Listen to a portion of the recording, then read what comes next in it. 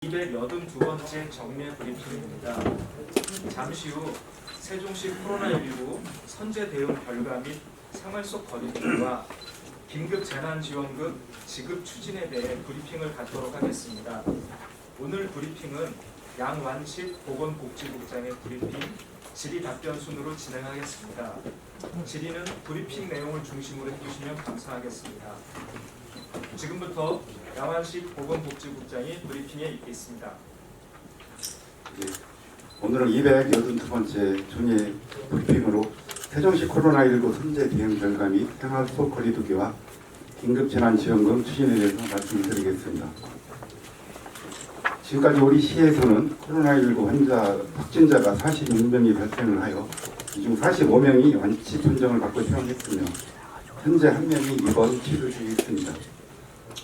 전국적으로도 지난 4월 19일 이후 확진자가 10명 내로 발생하는 등 코로나19 사태가 점차 진정되는 추세를 보이고 있습니다. 이에 정부는 어제부터 사회적 거리두기를 생활 속 거리두기로 전환하여 일상생활을 영위하면서 방역 태세를 유지하기로 하였습니다.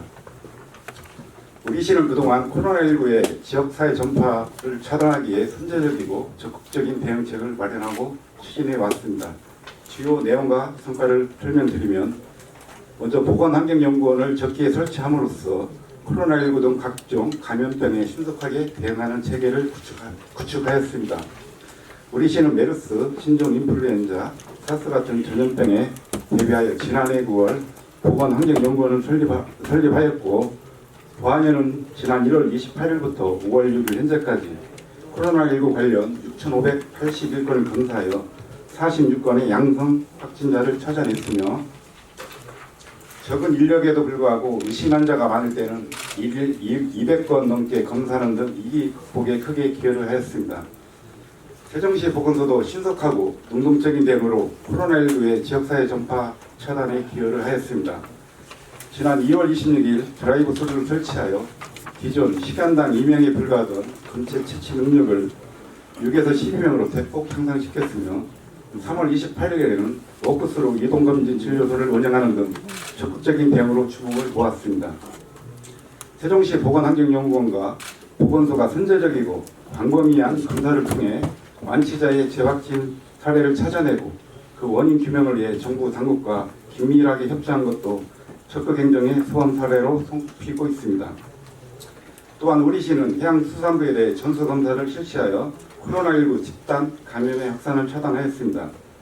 지난 3월 10일 해양수산부에서 확진자가 발생한 직후 곧바로 해양수산부 직원 795명과 공무직 278명에 대한 전수검사를 실시를 하였고, 이를 통해 모두 30명의 확진자를 찾아냈으며, 접촉자에 대해서는 2주간 자가격리토록 함으로써 정부 세종청사와 지역사회의 코로나19 전파를 차단할 수 있었습니다.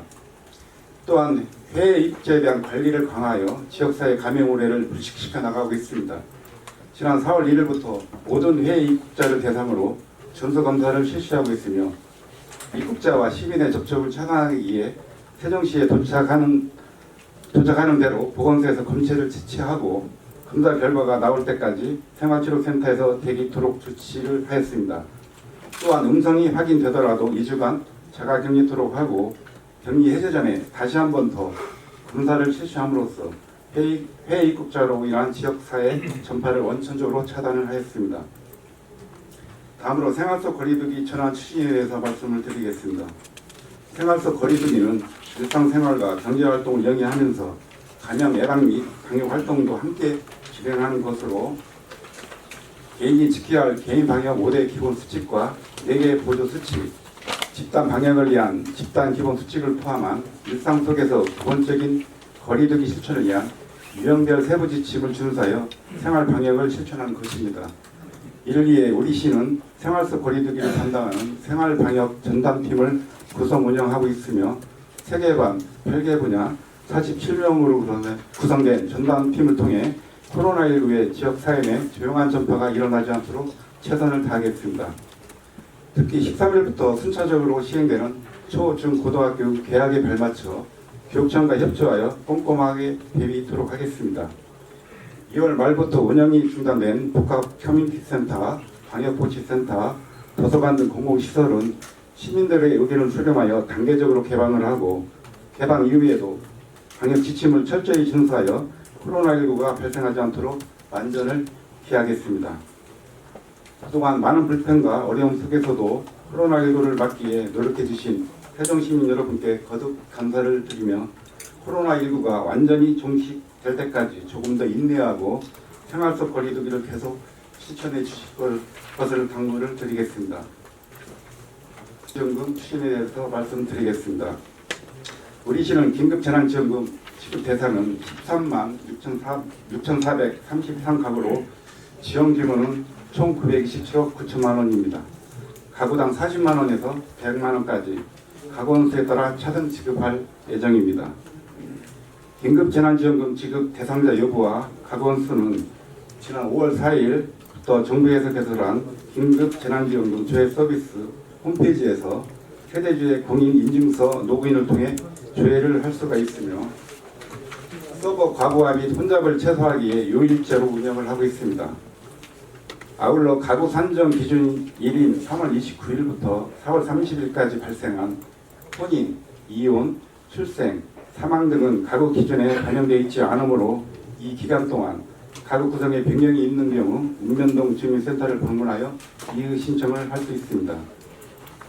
우리 시는 지난 5월 4일 지원이 시급한 기초생활보장, 생계급여, 기초연금, 장애인연금 수급가구 등 8,531 가구에 대해 기존의 계좌를 통해 긴급재난지원금을 현금으로 지급을 하였습니다. 현금 지급 대상이 아닌 시민들은 개인이 소지하고 있는 신용 및 체크카드와 우리시 지역화폐인 여민전 기프트카드 중 선택하여 신청할 수 있으며 혼란을 최소화하고자 요일제 방식으로 운영될 예정입니다.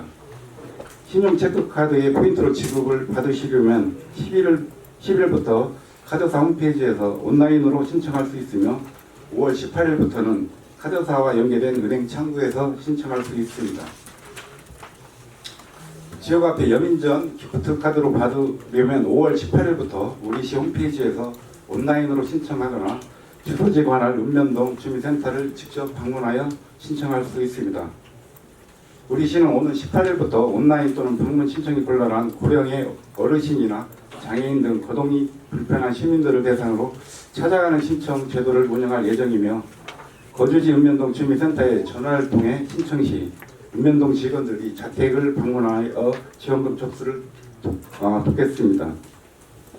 신용 체크카드 포인트로 지급된 긴급재난지원금은 소비진작과 지역경제 활성화를 위해 지정된 사용처에서 기한 내에 사용해야 하며 여민전 기프트카드는 긴급재난지원금 지급을 위해 별도로 제작한 기프트카드로 지원금을 여민전으로 지급받으려면 기존의 지역화폐인 여민전을 소지한 시민도 별도로 기프트카드를 지급받아야 하며 결제 시에는 캐시백은 지급되지 않습니다.